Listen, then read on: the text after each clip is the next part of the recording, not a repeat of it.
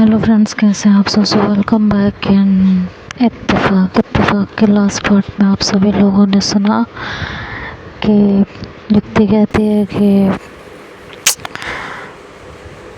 अब मैं कल क्यों आऊँ, आप ही मम्मी से बात कर लीजिए, रोज़ रोज़ मेरा आना ज़रूरी है क्या। तो अशोक ने इस पे जवाब दिया कि अब इसमें तो मैं तुम्हारी कोई हेल्प नहीं कर सकता। सम्मी ने तुम्हें रोज़ आने को कहा है तो तुम्हें आना पड़ेगा, और जब तक ये मामला सॉर्ट आउट नहीं हो जाता, हाँ सॉर्ट आउट करवाने में ज़रूर तुम्हारी हेल्प करूँगा कि ये सब जल्दी ख़त्म हो जाए। अब तुम जा सकती हो क्योंकि शम्मी बिज़ी है। इसके बाद एक और क्लाइंट ने आना है, आज उससे बात नहीं हो पाएगी, मैं उससे शाम को बात करूँगा,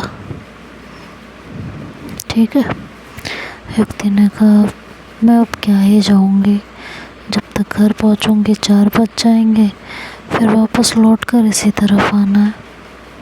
आने जाने में 1 घंटा ख़राब होगा, इससे अच्छा यहीं रुक जाऊँ, 5 बजे से ऑफिस निकल जाऊँगी। अशोक ने कहा कोई बात नहीं, तुम्हें जैसा ठीक लगे, रुकना चाहती हो तो रुक सकती हो, मैं समी के ऑफिस जा रहा हूँ, तुम्हें जब भी जाना हो बस इन्फॉर्म कर देना। कहकर अशोक वहाँ से उठ गया और युक्ति भी रिसेप्शन पर आकर बैठ गई और 5 बजे के करीब इंटरकॉम पर अशोक को बताकर ऑफिस निकल गई। शाम को घर जाते हुए शम्मी ने अशोक से पूछा कि तो आज क्या बताया उसने। अशोक ने युक्ति की बातें दोहरा दी। शम्मी ने कहा तुम्हें सच लग रही है उसकी कहानी। अशोक ने कहा लग तो रही है, हो सकता है थोड़ा बहुत झूठ हो। तुम्हें नहीं लगता कि उसके ज़रिए मुझे फंसाया जा रहा है या कोई गेम खेला जा रहा हो। ऐसे कैसे कोई लड़की एकदम से आपसे टकराए और किस कर ले, वो भी पब्लिकली। ऐसी हरकतें लड़कियां नहीं करती, लड़के करते हैं, और 1 बार नहीं 2 बार। ये कोई इत्तेफाक नहीं था। मैं दूसरी बार भी अचानक से उसे दिख गई और उसने मुझे किस कर ली। वो ज़रूर मेरे पीछे थी और ज़रूर उसे ये बात पता थी कि मुझे लड़कियां पसंद हैं, वरना कोई लड़की जो मुझे जानती पहचानती नहीं आकर किस कर लेगी। और तुमने उससे पूछा नहीं कि उसने मुझे दोबारा किस क्यों किया। अशोक ने जवाब दिया कि मुझे लगा शायद वो तुम्हें पसंद करती हो। शम्मी ने कहा पसंद नहीं, वो मुझे फंसा रही है। अशोक ने कहा क्यों भाई, हाँ हो सकता है उसे भी लड़कियां पसंद हो। वैसे कल आएगी, पूछ लेना उससे। शम्मी ने कहा मैं क्यों पूछूं, मुझे वो पसंद नहीं, और मुझे लड़कियों की कमी है क्या, वैसे ही पीछे पड़ी रहती है, एक ने तो परेशान कर दिया है। अशोक ने कहा क्या हो गया है, प्यार तो नहीं हो गया उसे तुमसे। हाँ कह तो वो ऐसा ही कुछ रही है। ओहो, मतलब बेचारी का दिल तोड़ दिया तुमने, कितनी पत्थर दिल हो तुम, बड़ा तरस आ रहा है तुम्हें। तुम्हारा नंबर दे दो उसे, किसी हमदर्द की ज़रूरत होगी। हाँ दिल को जोड़ने वाला चाहिए होगा। अशोक ने कहा सॉरी पर मैं उसके टाइप का नहीं हूँ। शम्मी ने मुस्कुराते हुए कहा तुम टेंशन ना लो, मुझसे पहले उसका बॉयफ्रेंड था, ये तो मैंने उसे कन्वर्ट कर दिया था। अशोक ने कहा ये बात उसने कही तुमसे। हाँ मैंने उसका दिल तोड़ा तो उसे भी तो कुछ कहना था ना, तो नंबर दो उसका मैं तुमको। थैंक्स, पर मेरी एक पत्नी है और बच्चा होने वाला है और मैं उसी में खुश हूँ, मुझे मुसीबत मोल लेने का कोई शौक़ नहीं है। पर मुझे नहीं पता था तुम इतना अच्छा कन्वर्ट कर लेती हो।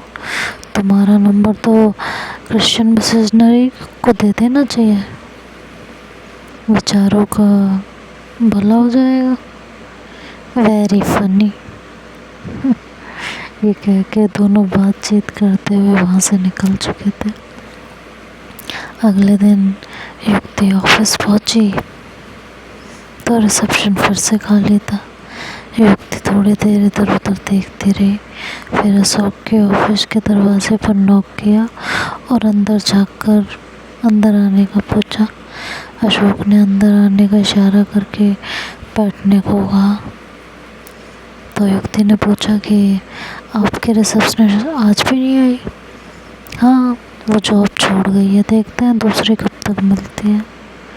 आपने बात की चुम्मे से? हाँ की थी, वो आज दोपहर बाद आएगी, तब तुम उससे मिल लेना। आज फिर सारा दिन इंतज़ार करना पड़ेगा। अशोक ने कहा मेरे पास तुम्हारे लिए एक ऑफ़र है जिसमें तुम्हारा और हम दोनों का फ़ायदा है। तुम्हारा वक्त ख़राब नहीं होगा और ये सब कैसे धीरे धीरे सेटल हो जाएगा। युक्ति ने कहा कैसे? देखो, मुझे तुम्हारा काम पसंद आया तो तुम चाहो तो यहाँ जॉब कर सकती हो।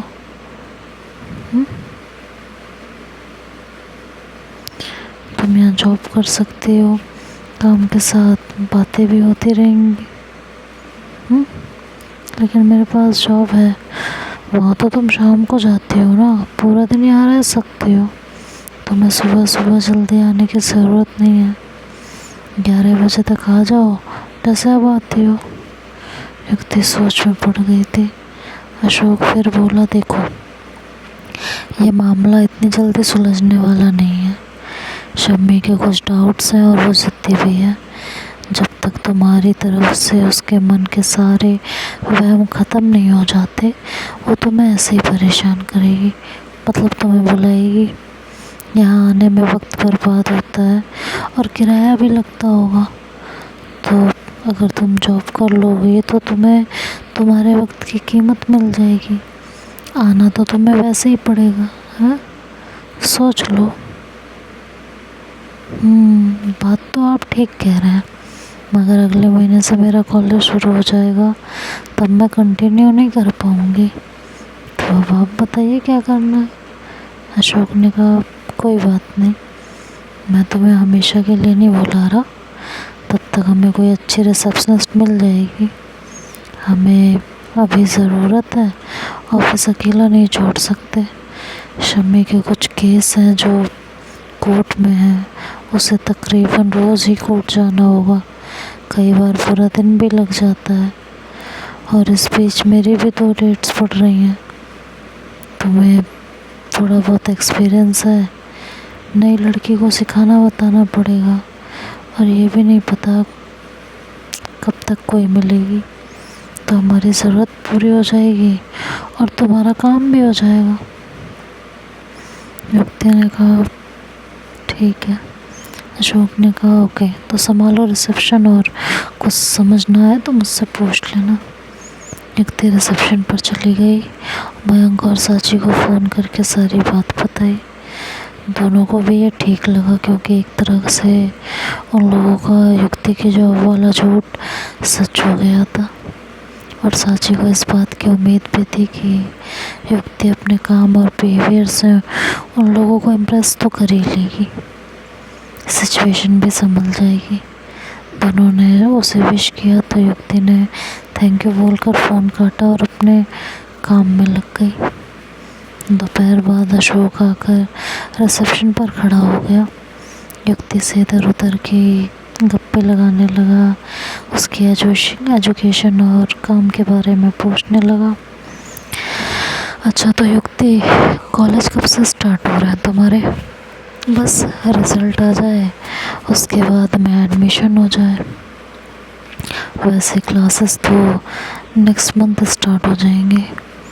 तो कैसे रिज़ल्ट की उम्मीद है तुम्हें?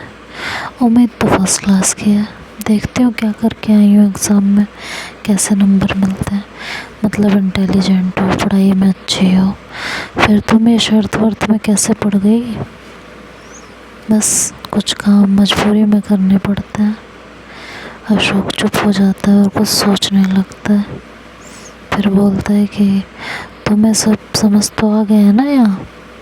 जी, अच्छा एक चीज़ और है, शाम को जाने से पहले रोज़ मुझसे और शम्मी से अगले दिन की अपॉइंटमेंट नोट करनी है, ठीक है? और हमें रिमाइंडर भी देना है। और हमारे ऑफिस में ना होने पर अगर क्लाइंट के साथ मीटिंग कैंसिल करनी पड़े तो उसे टाइम पर फ़ोन करके इन्फॉर्म करना है। जी ठीक है। तभी शम्मी की आवाज़ पीछे से आई कि हमने इसे ऑफिशियली अपॉइंट कर लिया है क्या? वो पीछे खड़ी दोनों की बातें सुन रही थी। अशोक मुड़ा तो उसने कहा, हाँ पर कुछ दिनों के लिए। हमें रिसेप्शन पर कोई चाहिए था और ये अवेलेबल है, तो जब तक कॉलेज खोलेंगे तब तक हमें कोई मिल ही जाएगी। ओह, तो ये हमारी हेल्प करके हम पे एहसान कर रही है? ऐसा कुछ नहीं है, एहसान क्यों, हम पे करेंगे युक्ति जितने दिन हमारे लिए काम करेगी। हाँ सही बात है, पैसों के लिए तो ये कुछ भी करेगी। हमें लाखों का चूना भी मैडम ने पैसे कमाने के लिए तो लगाया था, पैसों के लिए तो कुछ भी कर सकती है। अब हमारी मदद भी पैसों के लिए ही कर रही है। कितनी हेल्पफुल हो तुम।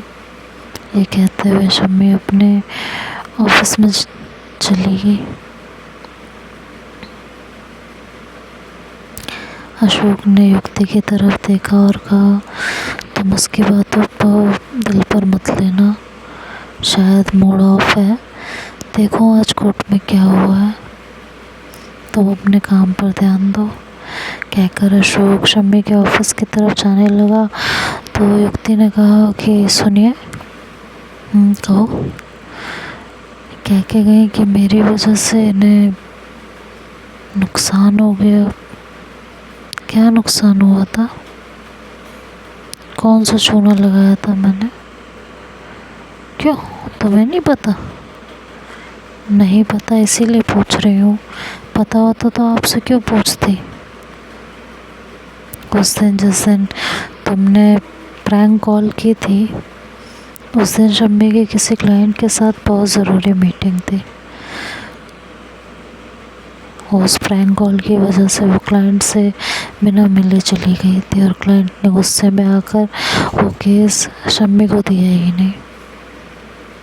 इस तरह से उसका लाखों का नुकसान हुआ था तुम्हारे उस प्रैंक कॉल की वजह से।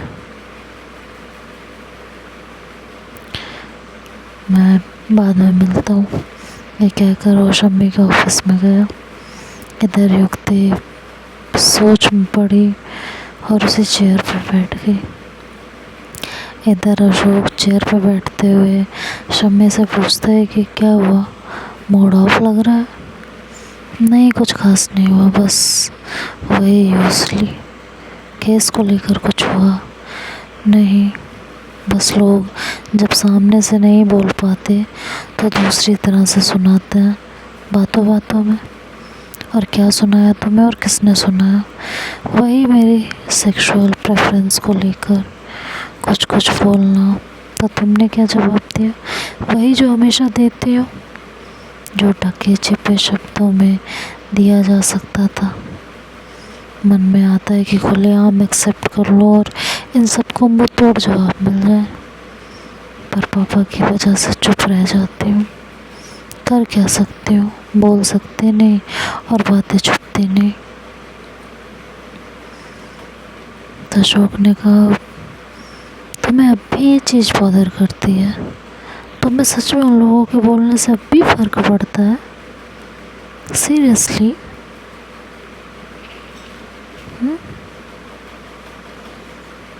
बोलो ना। तो देखते हैं अब शम्मी क्या जवाब देती है, तो नेक्स्ट पार्ट में सुनेंगे। तब तक के लिए बाय बाय, टेक केयर। आप लोग इस वीडियो को लाइक कीजिए, चैनल को सब्सक्राइब कीजिए और वीडियो को शेयर करना ना भूलिएगा। सो बाय बाय, टेक केयर।